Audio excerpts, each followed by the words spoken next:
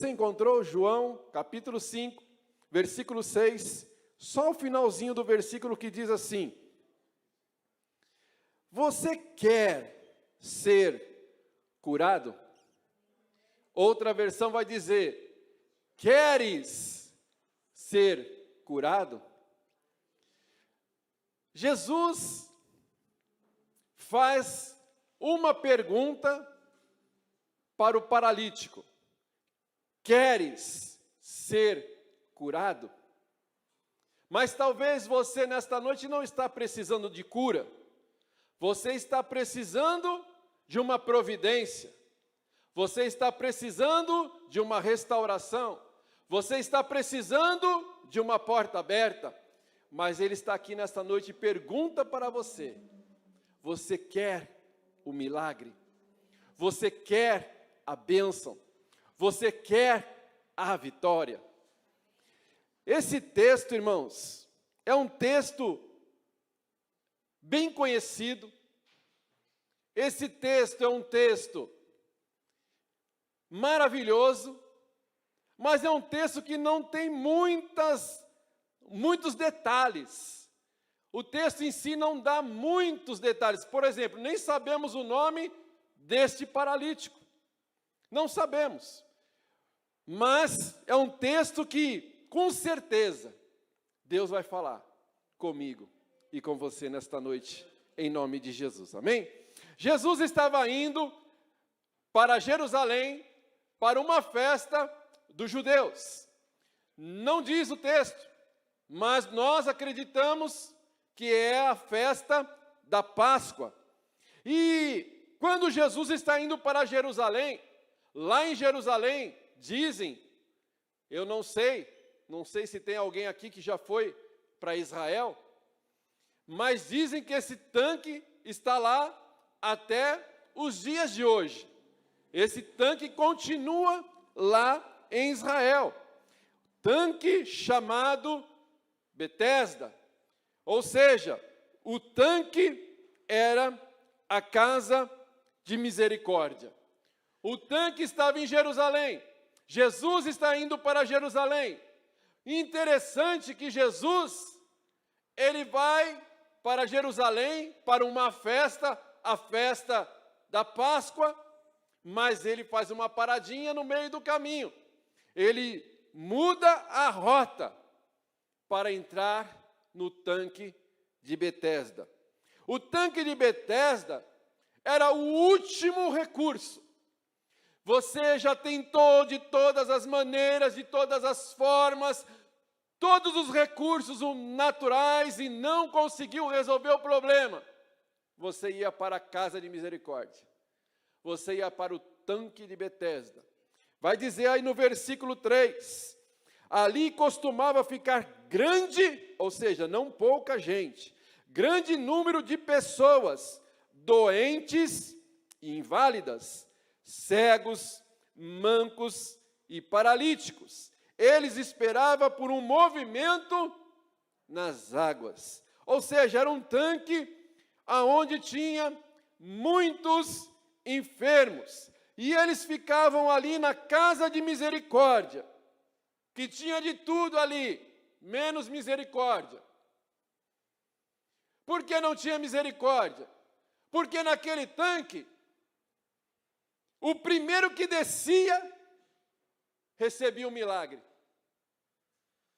Então não era um lugar de misericórdia, era um lugar do egoísmo.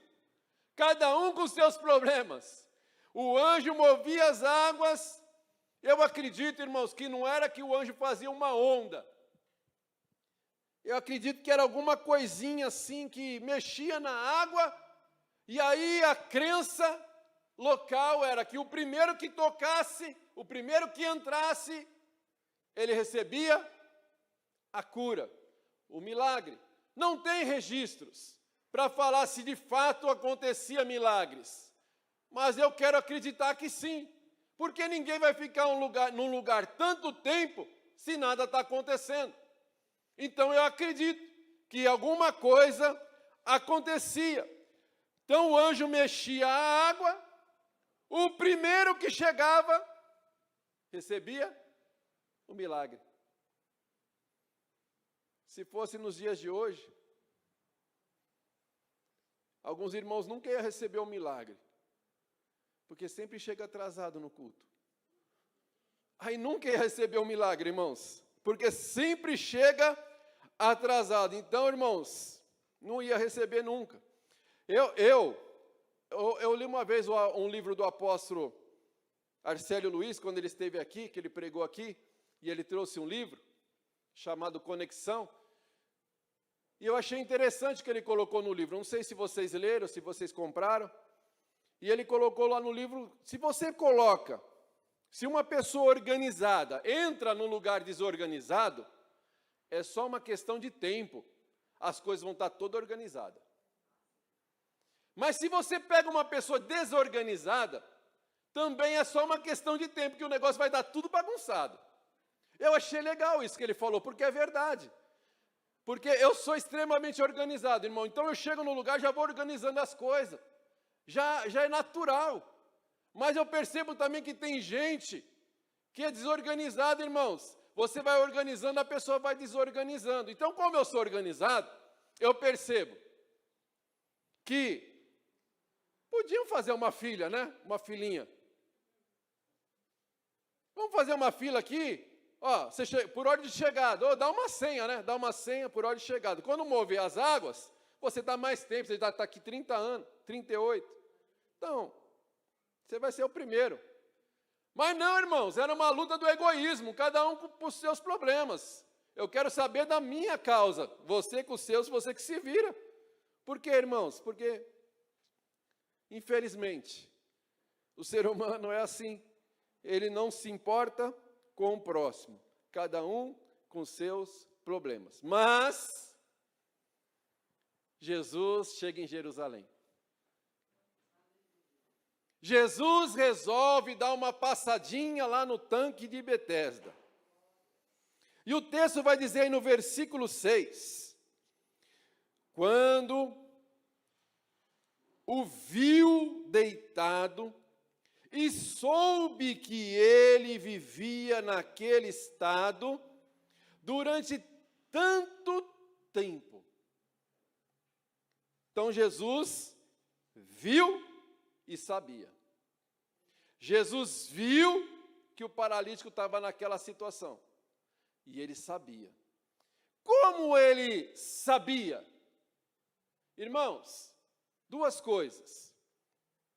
Primeiro, imagina, esse homem era paralítico há quanto tempo? 38 anos. É muito tempo, né, irmãos? Olha aí, quanta gente aqui que não tem nem essa idade ainda.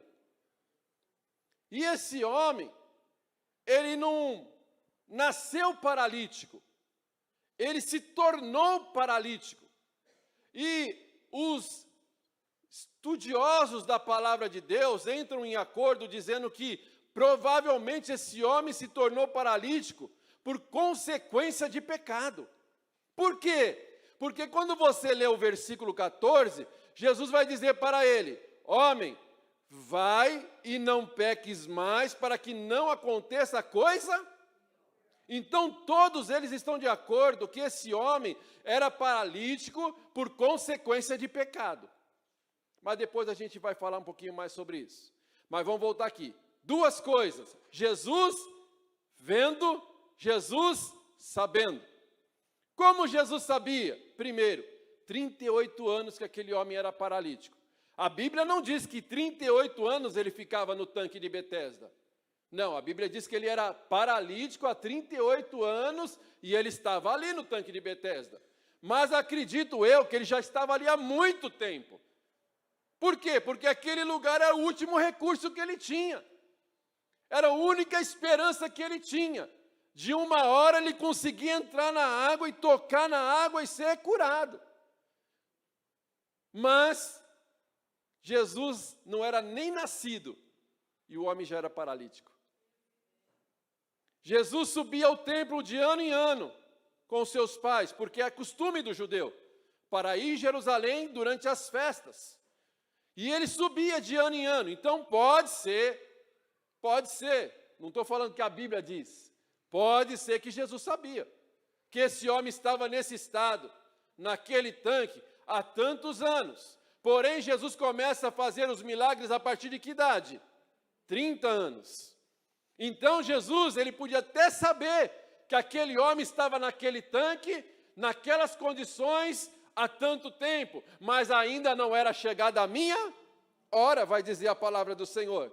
Ainda não era chegada a minha hora. Então, Jesus sabendo, e mesmo assim, não podia fazer porque ainda não tinha chegado a sua hora. Mas tem a segunda possibilidade. Jesus, Deus. Jesus 100% homem, 100% Deus. Ele sabia, porque o Espírito Santo estava com ele. E o Espírito Santo revelava, ali naquele tanque, tem um homem que há 38 anos, ele está nesta situação. Já há muito tempo, ele está naquela situação. E é interessante, irmãos, que Jesus chega para ele, como nós falamos semana passada, o papo é reto.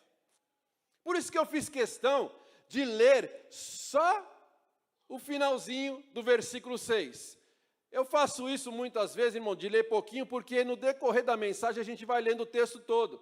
Então eu leio pouquinho para nós entendermos o geral, mas depois a gente vai desenrolando o rolo.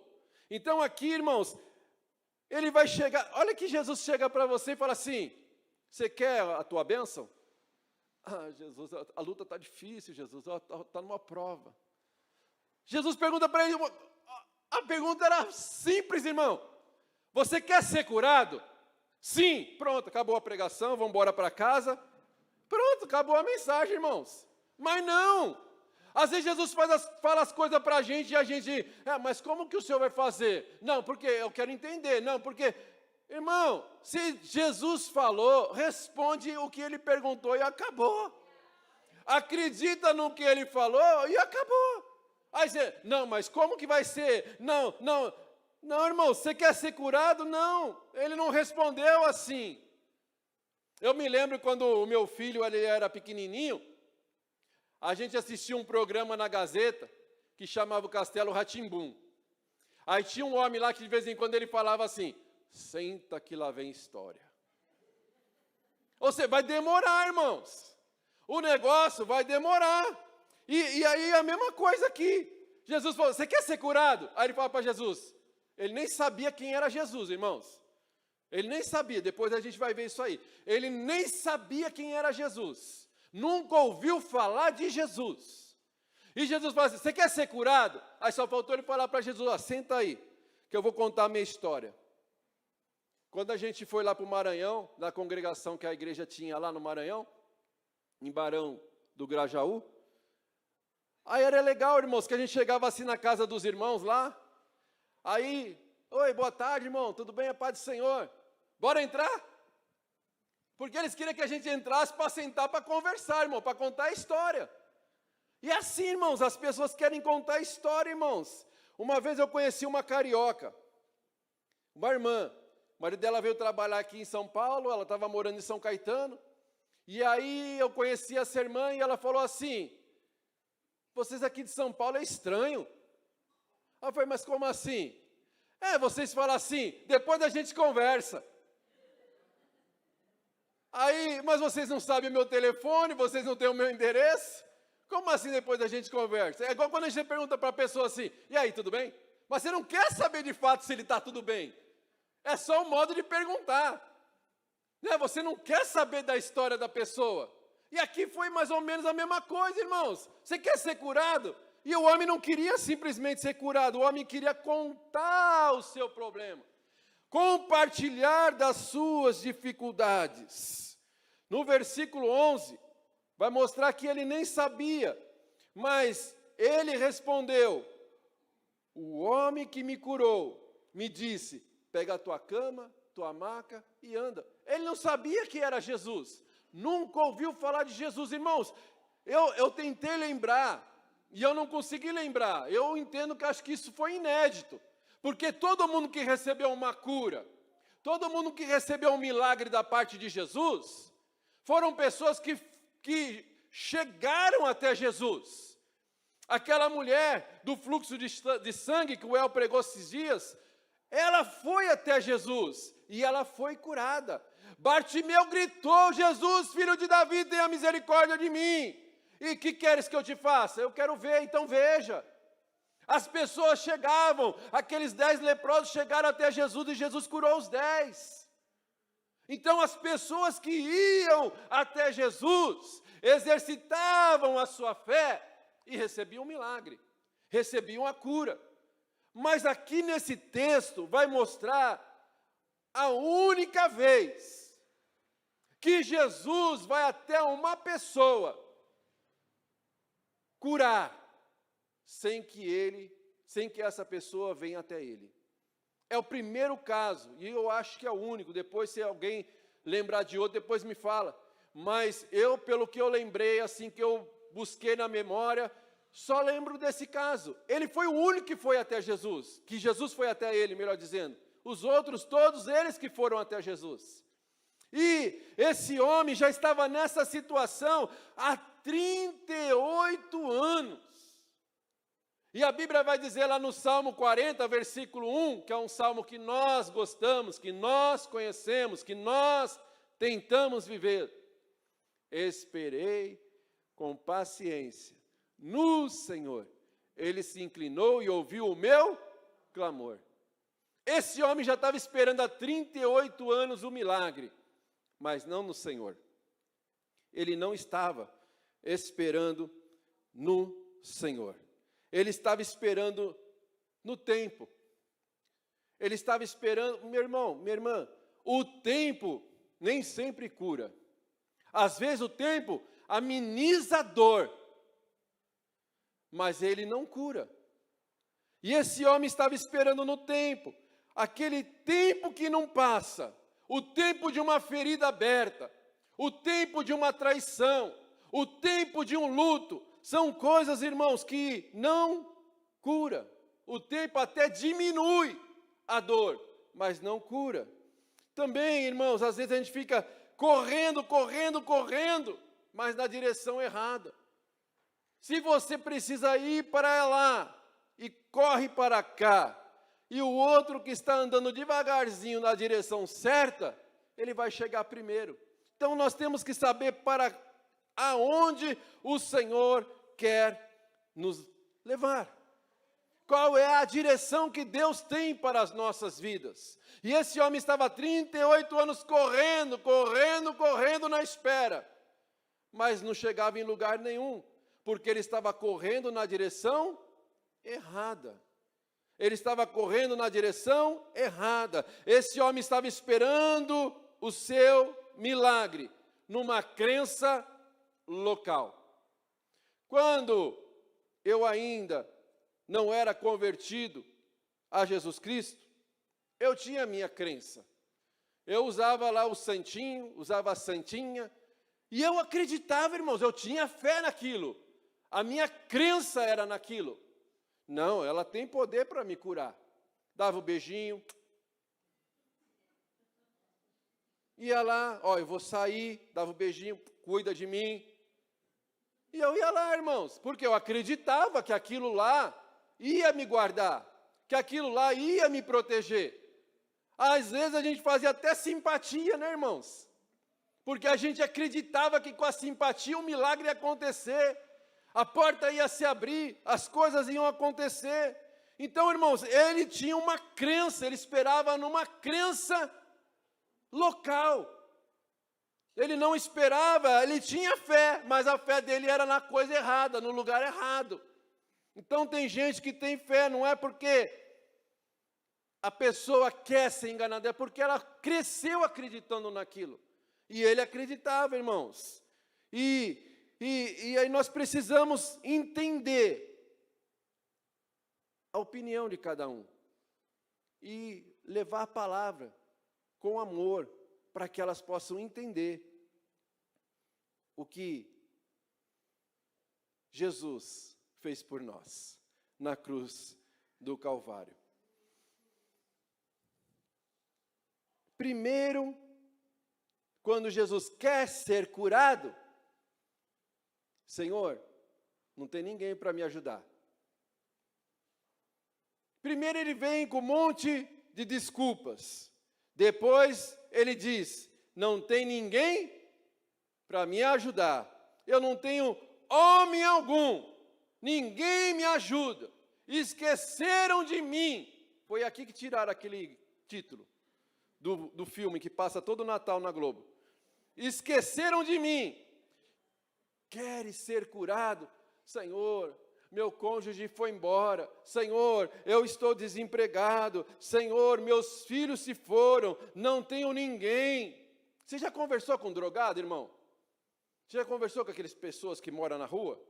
Eles contam uma história triste para você. Até eles acreditam na história. Porque eles contam tanto que até eles estão acreditando naquilo que eles estão vivendo. Que eles estão contando. Eles contam a história triste para você. Por quê? Porque ele quer ter o dinheiro. Ele conta aquela historinha triste para você. Mas não é isso, irmãos. Querem ser curado. Aí primeiro ele vem com desculpas. Depois ele vem procurando alguém. Não tem ninguém que me ajuda. Sempre desce outro antes de mim. Aí ele começa a procurar o culpado agora. Quer dizer, não tem ninguém para me ajudar. Mas agora ele está procurando um culpado. Porque sempre desce outro na minha frente. Era para ser eu, mas o outro desceu na minha frente. Então aí a gente fica procurando culpado, irmãos. Culpado. É culpa do meu pai. É culpa da minha mãe, é o meu patrão. Não, é o Ministério Porta da Graça. O pastor Marcelo que é prova. Por isso que eu estou nessa situação. Não é o governo. Irmão, para de procurar o culpado, se posiciona. Porque se a gente fica procurando o culpado, não, porque vai mudar, porque vai mudar, porque vai mudar, e não muda, irmãos. Porque se a gente não mudar, as coisas não vão mudar. Pode mudar governo, pode mudar pastor, pode mudar ministério, as coisas não vão mudar, irmãos. Se alguém tivesse me ajudado, eu não estaria nessa situação. Eu só precisava de uma pessoa, me joga na água. Pronto, resolveu o meu problema. Ia ser curado. Eu conversei uma vez com o irmão, aí estava passando por uma luta no casamento. Aí ele falou assim para mim, pastor, tinha uma moça que eu namorei lá em 1930. Se eu tivesse casado com ela, hoje eu acho que ia estar melhor, viu, pastor? Aí eu olhei para o irmão e falei assim, irmão, se você tivesse casado com ela, e os seus filhos? Como que ia ser a sua vida hoje? Às vezes você pensa que é menor e você fica fantasiando uma coisa que era lá atrás, irmãos. Aí, se eu tivesse feito aquela faculdade, se eu não tivesse parado. Não, porque se eu tivesse nascido em outro estado, se eu tivesse nascido em outro país. Não, pastor, eu estou nessa prova porque eu nasci no meu pai, minha mãe miserável, pobre. Duro, pastor. Por isso que eu estou nessa situação. Irmão, não fique procurando culpado, irmão. Não fique procurando culpado, porque se você ficar procurando culpado, você vai sempre encontrar uma desculpa. Você vai sempre se acomodar. Então não olhe, irmãos, para aquilo que não deu certo. Jeremias vai dizer assim, antes que você fosse gerado no ventre da tua mãe, eu já te escolhi para profeta das nações. Olha que coisa linda, irmãos. Antes que você fosse gerado no ventre da sua mãe, Deus já tinha um propósito, Deus já tinha uma obra na tua vida. Tem gente que fica chorando, às vezes fala assim, pastor, porque quando eu estava lá no mundo, pastor, ia estar melhor. Irmão, a pessoa estava indo para o inferno e era feliz. Agora está indo para o céu e está triste, irmão. Fica feliz, porque o teu nome está escrito no livro da vida. Glória a Deus, irmãos, louvado é o nome do Senhor. Ele estava dependendo do lugar. Não, aquele lugar ali é o tanque de Betesda, é o lugar da misericórdia, é ali que eu vou ser abençoado. Ele estava dependendo do lugar. Ele estava dependendo, irmãos, da crendice. Agora ele também está crendo e confiando no homem. Irmãos, eu já confiei no homem e me frustrei. Eu já confiei na palavra de um homem de Deus e me decepcionei. Estava passando uma prova, mais uma prova, mais uma prova. Meu filho pequeno, passando prova, irmãos, necessidade. Aí um homem de Deus falou assim: eu não pedi, irmãos, eu vou te ajudar. Passou um dia, uma semana, um mês, um ano, e até hoje, não me ajudou. Mas sabe quem me ajudou? O Senhor. Porque se a gente confia no homem, a gente se decepciona. A gente se frustra. Mas quando a gente confia no Senhor, quando a gente acredita na palavra do Senhor, a gente não se decepciona, a gente não se frustra. Porque o Senhor, Ele é fiel para cumprir as suas promessas em nossa vida. Por isso, irmãos, eu sempre falo aqui, não confie no homem. Confie pouco em você, mas confia tudo em Deus. Porque o Senhor, Ele é fiel para cumprir as promessas dEle nas nossas vidas. Glória a Deus, irmãos, louvado seja o nome do Senhor. O que você consegue fazer, faça. Mas o que você não consegue, pede para o Senhor que Ele vai fazer. Agora não pede para o Senhor aquilo que você pode fazer, né, irmãos? Porque Ele não vai fazer. Ele só vai fazer aquilo que você não consegue. Aquilo que você não pode. Aí Ele faz. Eu lembro aqui da passagem de Gênesis 26. Isaac está passando uma crise econômica no país. Foi comprar o tomate, R$17 o quilo. Foi comprar a batata, R$10 o quilo. Falou, meu Deus, não dá nem para fazer uma sopinha nesse frio. Vou embora para o Egito. Ele disse, vou embora para o Egito. Lá no Egito tem pepino, tem cebola. Você vê que essa história do Egito é antiga já, né, irmãos? Eles já estavam querendo ir para o Egito já fazia tempo. Sabe o que é o Egito? Simboliza o mundo para a gente. Aqui dentro, irmãos, estamos protegidos. Deus nos coloca aqui para nos proteger, não para nos impedir, mas para nos proteger. Aí estava lá, aí falou, não, eu vou embora para o Egito. Lá no Egito tem pepino, tem cebola, tem alho, vou fazer uma sopinha legal lá no Egito. Aí Deus fala com ele. Fala assim, Isaac, não desce para o Egito. Fique em Gerar, porque é em Gerar que eu vou te abençoar. Sabe o que Isaac fez? Ouviu a palavra de Deus. Não desceu para o Egito, ficou em Gerar. E a Bíblia diz que ele ficou bastante tempo em Gerar. E ali em Gerar, a Bíblia fala que ele ficou muito, mas muito rico. Muitas ovelhas, muitos animais. Deus prosperou grandemente. Ele cavava poços e saía águas. Deus prosperou grandemente a vida de Isaac lá em Gerar. Porque ele ouviu uma palavra. E ele obedeceu a palavra de Deus. Porque ele obedeceu, ele prosperou. E esse mês Deus tem falado isso com a gente, irmãos. Deus dá a palavra e Ele diz para a gente agir. Dá a palavra, levanta. Age conforme a palavra que está sendo enviada. Deu a palavra através de Davi. Davi chorou, buscou o Senhor, recebeu uma palavra e foi guerrear, irmãos. Foi fácil? Não foi, irmãos. Mas ele buscou tudo de volta, porque ele tinha uma palavra, e porque ele tinha uma palavra, ele confiou no Deus que trouxe a palavra. Josué, levanta-te, pois, agora. E ele levantou.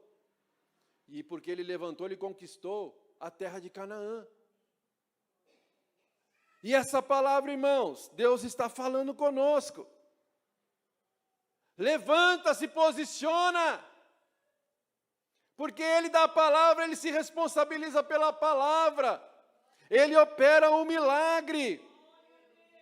Irmãos, José teve um sonho maravilhoso, depois teve outro sonho de Deus, confiou na palavra de Deus, contou para o seu pai, para a sua mãe, para os seus irmãos, isso trouxe luta para a vida dele. Porque ele trouxe uma palavra, os irmãos por inveja venderam ele como escravo. Confiou no homem, que eram os seus irmãos, e os seus irmãos venderam como escravo.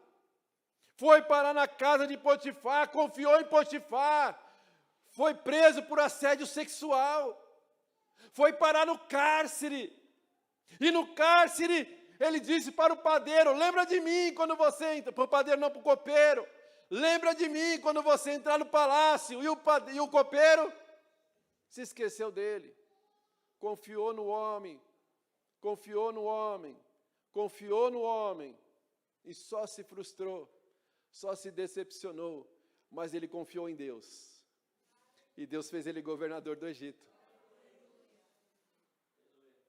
Antes, olha, guarda isso, antes de você governar o lugar que Deus tem preparado para você, aprenda a governar as tuas emoções. Antes de você aprender a governar no lugar que Deus tem para você, aprenda a governar as tuas emoções. Veja por que eu estou falando isso. Gênesis 45, versículos 7 e 8.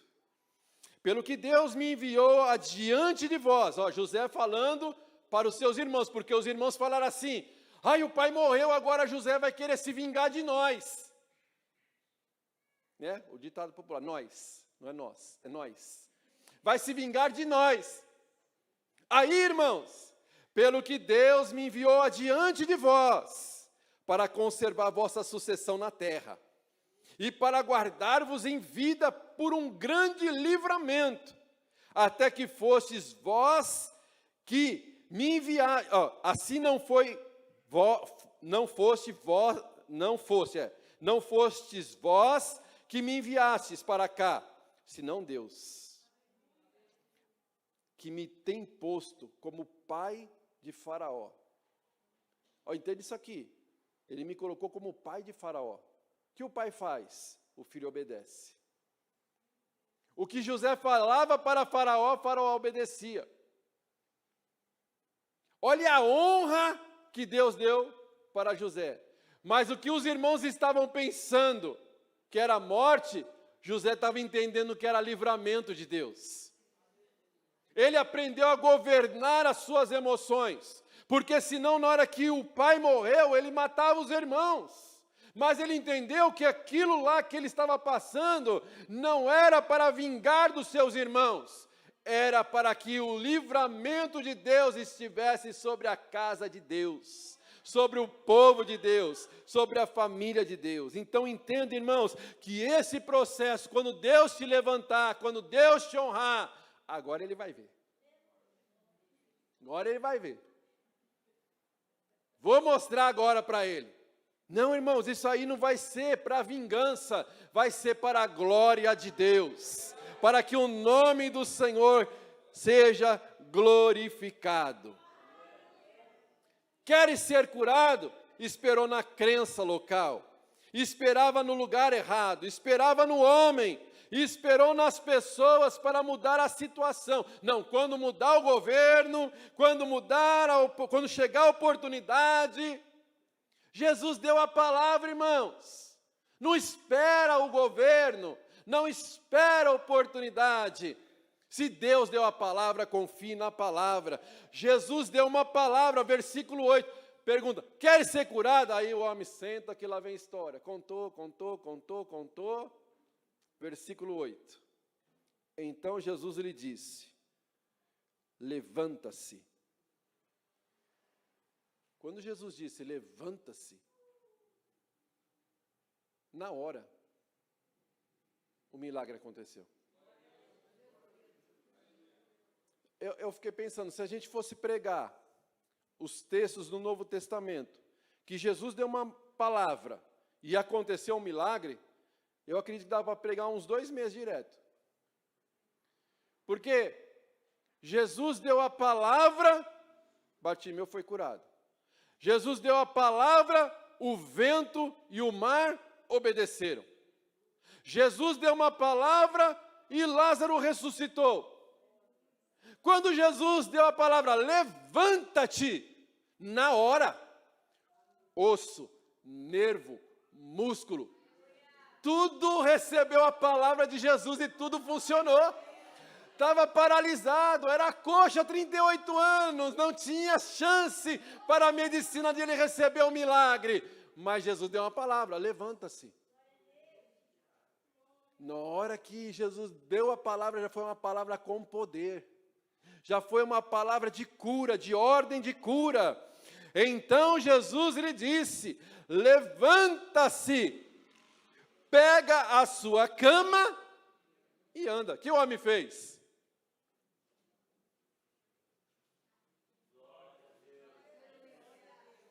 Encontraram com o homem no meio do caminho.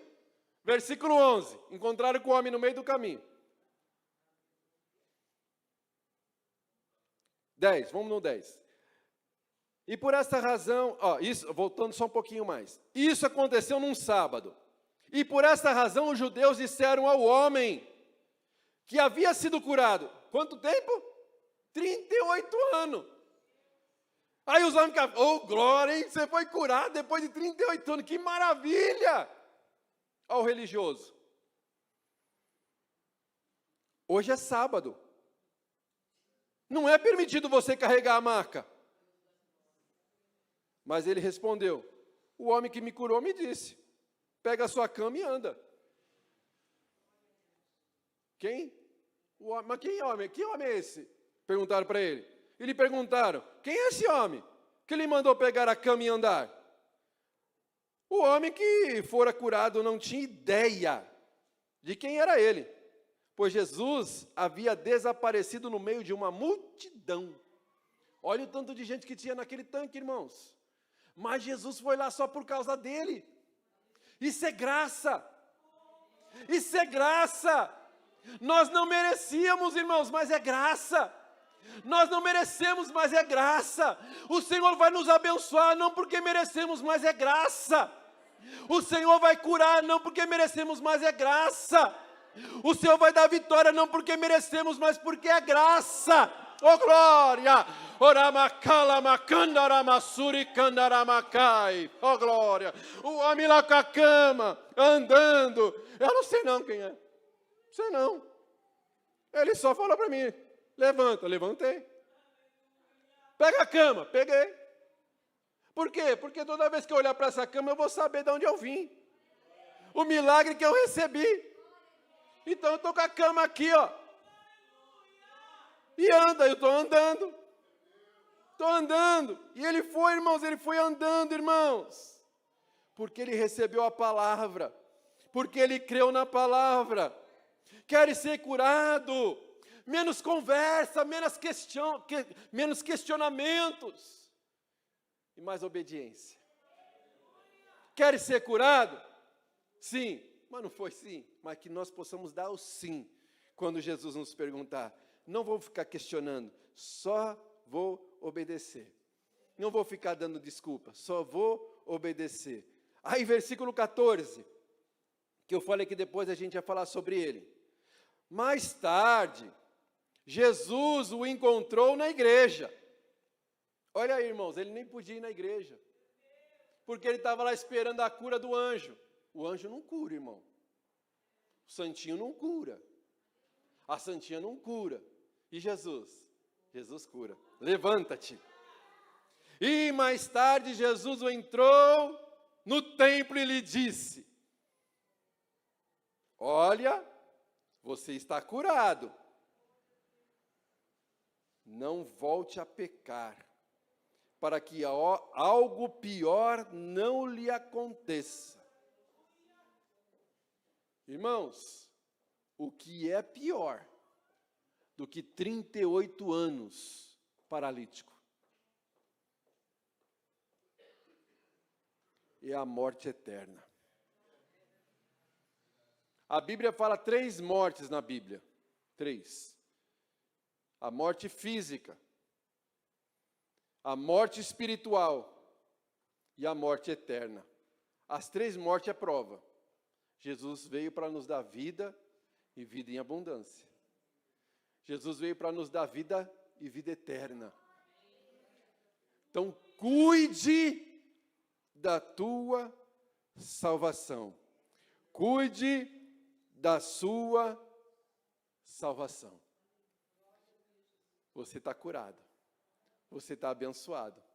Ó, não peques mais, hein? Não peques mais, para não acontecer coisas piores. Lembra que eu falei? Ah, lá no mundão estava melhor.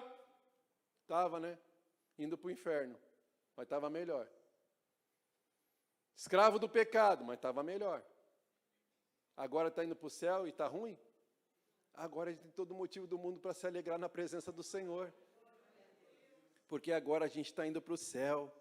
Basta uma palavra, irmãos. Basta uma palavra e o Senhor está nos dando palavra. Levanta-te, levanta-te, levanta-te. Se posiciona, creia. Pastor, está difícil, pastor, mas vai estar difícil mesmo, irmãos. Mas levanta-te e confia na palavra. Neemias foi lá, ouviu que a cidade estava em ruínas. Ouviu, irmãos, quando ele ouviu que a cidade de Jerusalém estava em ruínas, que o templo estava em ruínas, o que ele fez? A Bíblia diz que ele sentou e chorou, e orou, e jejuou, e depois foi falar com o rei. Então, rei, minha cidade lá está na prova. Então, se o senhor me ajudar, me envia para lá, me manda um recurso, para que eu possa restaurar a minha cidade, depois eu volto. E ele encontrou favor do rei, e o rei enviou, e ele começou a trabalhar, irmão, na construção já é pesado, estava trabalhando, ele era copeiro, irmão, estava, servia ao rei, aí rei, suquinho, suave, mas ele foi trabalhar na obra, e começou a trabalhar, e quando as obras estavam começando a se avolumar, veio os tribulados lá, Sanbalat e Tobias, e falou, não vai dar certo essa obra não, começou a lançar palavras contrárias, depois começou a querer perseguir, depois falou assim, desce aqui que a gente precisa falar com você, não vou descer não, eu estou fazendo uma grande obra e não posso parar. Irmãos, e aí você acha que vai ser fácil, mas você tem uma palavra?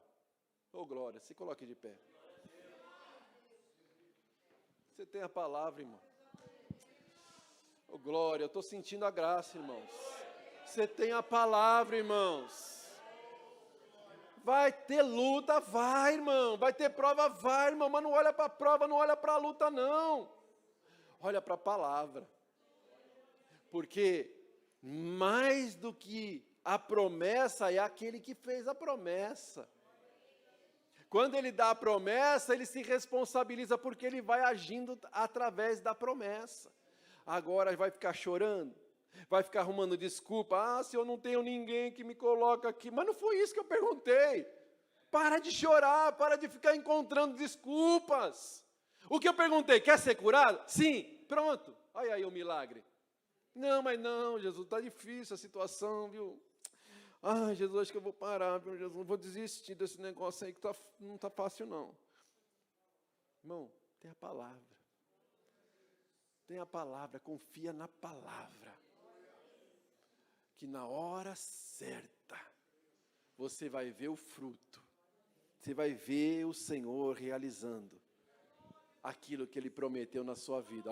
Mas lembra, hein? Não é para se vingar, é para a glória de Deus. Amém? Pai querido.